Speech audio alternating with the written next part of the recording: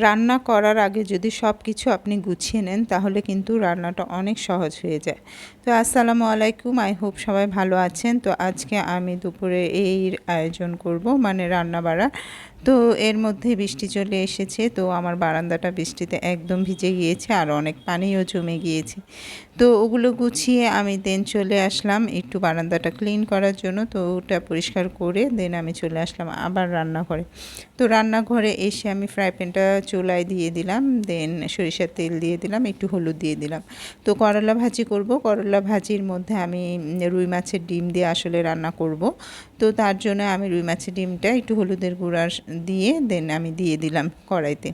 তো এই তো ডিমটাকে একটু নাড়াচাড়া করলে এরকম ঝুরঝুরে হয়ে যাবে, তারপরে আমি দিয়ে দিব করলাটা। তো করলাটা আমি আলু দিয়েই ভাজি করছি। তো এইভাবে ডিম দিয়ে ভাজি করলে কিন্তু মজাই লাগে, তো আপনারা ট্রাই করতে পারেন। তো তারপরে দিয়ে দিলাম আমি অনেকগুলো পেঁয়াজ, এখন দিয়ে দিচ্ছি কাঁচামরিচ। তো কাঁচামরিচ এইভাবে কে কে আমার মতো কাটেন এই স্টাইলে, তো এক একজনের এক একভাবে রান্নার পদ্ধতি। তো যাই হোক, আমি এই তো আবার একটু হলুদের গুঁড়া আর একটু মরিচের গুঁড়া দিয়েছি, যেহেতু আমরা বাসার সবাই একটু ঝাল পছন্দ করি, তো এর জন্য একটু ঝাল দেই। তো এই তো করলা ভাজিটা নাড়াচাড়া করার পরে এই অবস্থা হয়েছে।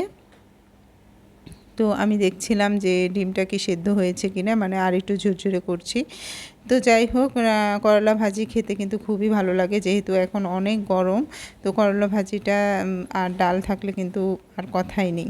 তো আমি তো করলা ভাজিটা বাটিতে তুলে নিলাম, এখন আবার ফ্রাই প্যানে তেল দিয়ে দিয়েছি, এখন মাছটা ফ্রাই করব।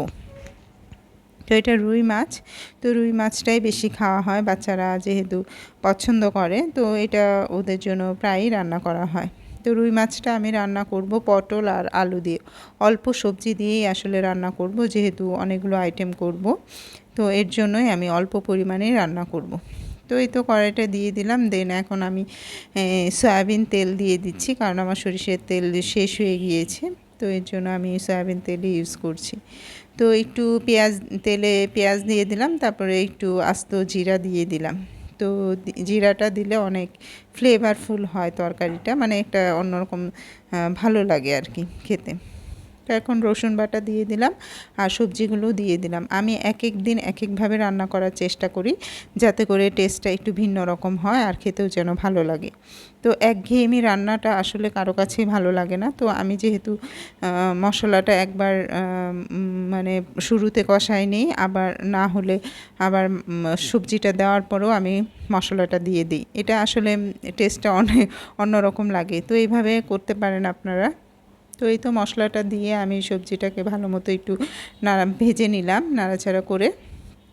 দেন লবণ দিয়ে দিলাম, দিয়ে দেন আর একটু ভেজে নিলাম, যেহেতু একটু সফট হওয়ার জন্য আর কি সবজিটা। দেন এখন আমি পানি দিয়ে দিব। তো যেহেতু একটু ঝোল ঝোল করব, একটু পানিটা দিয়ে দিলাম বেশি পরিমাণে। তারপরে এই তো ঢাকনা দিয়ে ঢেকে দিলাম। তো এই তো তরকারিটা হয়ে আসছে প্রায়, এখন আমি মাছটা দিয়ে দিচ্ছি, আর একটু হবে 5 মিনিট পরেই আমি নামিয়ে ফেলবো তরকারিটা। তো এই তো মাছগুলো দিয়ে দেন আর একটু ঢেকে দিলাম। তো এই তো ফাইনাল লুক আমার মাছের তরকারিটা। তো এই তো হয়ে আসছে, এখন একদিকে তরকারি বসাচ্ছি, আরেকদিকে আমি রান্নাঘরের হাঁড়ি পাতিল এগুলোও ধুয়ে নিচ্ছি। তো তাহলে কিন্তু কাজকর্ম অনেক এগিয়ে যাওয়া যায়, মানে মানে অনেকগুলো হাঁড়ি পাতিল যেহেতু জমে যায়, তো একটু একটু করে যদি ধুয়ে ফেলি তাহলে কিন্তু রান্নার সাথে সাথেই আসলে সব কিছু একবারে পরিষ্কার হয়ে যায়। তো এই তো ফ্রাই প্যানে আমি আবার তেল দিয়ে দিলাম, শাক ভাজি করব। শাকটাকে আমি একটু সিদ্ধ করে নিয়েছিলাম, এখন পেঁয়াজ রসুন কাঁচামরিচ দিয়ে দিলাম লবণ দিয়ে। এই তো শাক ভাজি, করলা ভাজি, দেন মাছের তরকারি। তো এই তো দুপুরে খাওয়া দাওয়া শেষ করে বিকালে মেয়েরা কিছু খাবে, তো এই তো পটেটো ওয়েজেস ভেজে দিলাম, আর হোয়াইট সস বানানো ছিল ফ্রিজে, তো সেটা দিয়ে ওরা খাচ্ছে। ওরা আসলে আলুটা খুবই পছন্দ করে। তো সবাই ভালো থাকবেন, আল্লাহ হাফেজ।